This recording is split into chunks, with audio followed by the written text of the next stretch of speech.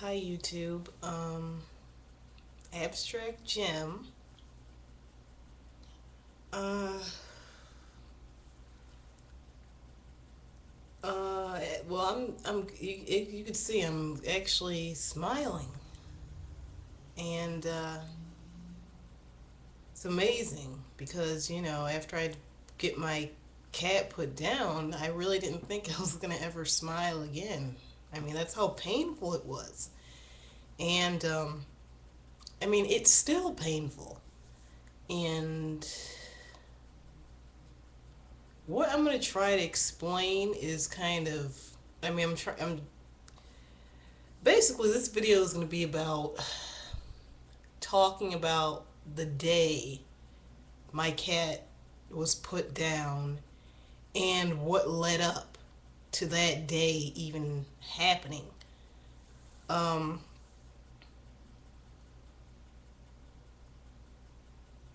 my cat wasn't, she wasn't a young cat, and probably about 6 months ago, she started, developing little symptoms. And I'm trying to think. About 6 months ago, I remember Princess did start. She started like throwing up with clear fluid, and I thought. I mean, it wasn't an everyday thing that she threw up this clear fluid. It was like every couple days or and stuff like that. And I just thought that, maybe, since she was old, she's an old cat, so I was thinking that maybe she's starting to have trouble coughing up her hairballs. And it's like every time she feels like she's gonna cough up a hairball, the clear fluid comes out, and then the hairball doesn't come out until later or the next day. Because even when she started to throw up the clear fluid, she was still coughing up, just regular hairballs, so it was confusing. And then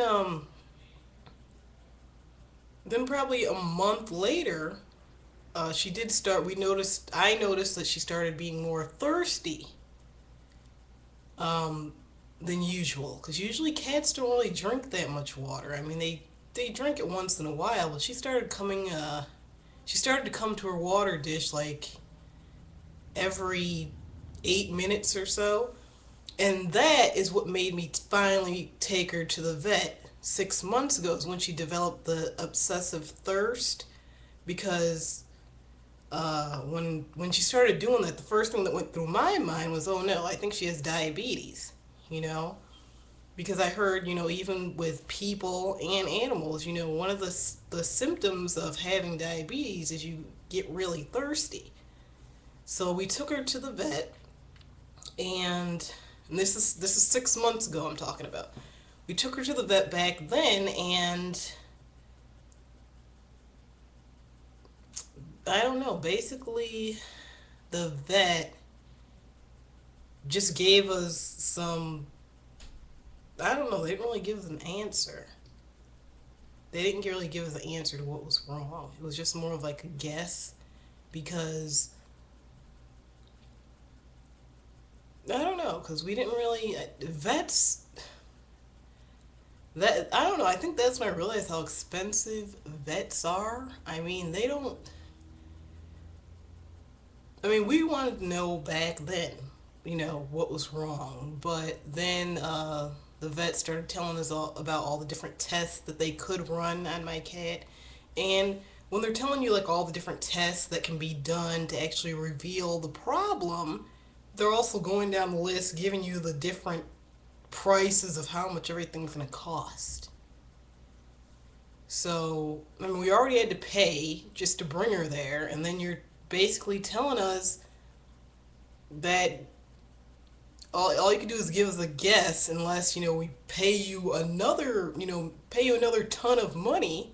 And it's just horrible. It's not fair that for somebody who loves their pet and you want to be able to take them to the vet hoping that the vet can help, and then I don't know, just you just basically get churned away unless you have more money to give them. So it kind of sucks unless you're like a millionaire or just rich, that it's hard. When you really care about your pet, you really want to be able to bring them to somebody that you can help them, and it's all about money. So 6 months ago, we left. The vet didn't really give us a diagnosis of what my cat, why she was throwing up a clear fluid and why she was really thirsty. Those were the two things that I wanted to know 6 months ago. Is why is my cat throwing up a clear fluid? Why is she always thirsty? More thirsty than she usually was. And so we just left with we paid money for her to be there, for us to bring her there. Vet just looked at her, and we ended up paying more money just for a stomach medicine to help soothe my cat's stomach, because that's what the vet made us think or whatever, that it was just some kind of stomach. My cat just had upset stomach, but as far as why she was more thirsty, the vet didn't tell us shit. Um, so we gave her, we left. The stomach medication cost a lot of money.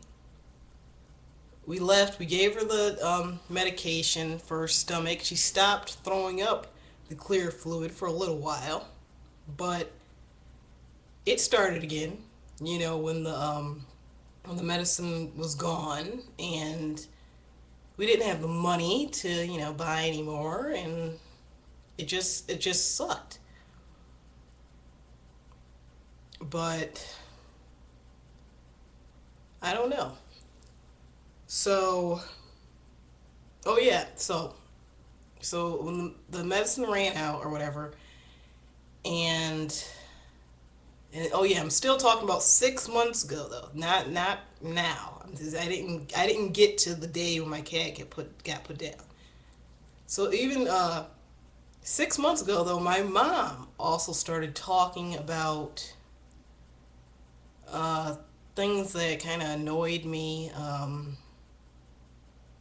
Well, first of all, my mom started talking about how expensive it is, to take care of a cat. She didn't know it was going to be this expensive. And she also started talking about, Princess is old, she's going to have to go sometime. And I knew that. I knew Princess was going to die someday. Um, I just didn't know, how she was going to die. But all right, back to the point. So my mom started talking about, you know, basically she started bringing up things to me then this is still 6 months ago, but then even a month later, my mom was still bringing up stuff about it, and she just kept doing it, like almost every day, bringing up something about my cat dying. And I didn't, I knew, like I said, I knew Princess was gonna die eventually. I mean, she was an old cat, had her for 13 years, but I just, I wanted my mom to just, she didn't seem to understand. I didn't want to hear about my cat getting older and dying every day. I already knew, that it was going to happen. But I think that's one of the reasons why I became pissed at my mom months, like months ago, before my cat even got put down, because my mom just would not shut up about it. She kept constantly reminding me about my cat dying. And I just wanted to say, Mom, I know. But this video is time's almost up, so I'm gonna have to do another video for this. It's kind of a hard thing to explain, and I'm gonna have to do another video. I'll continue in the next video. So bye for now.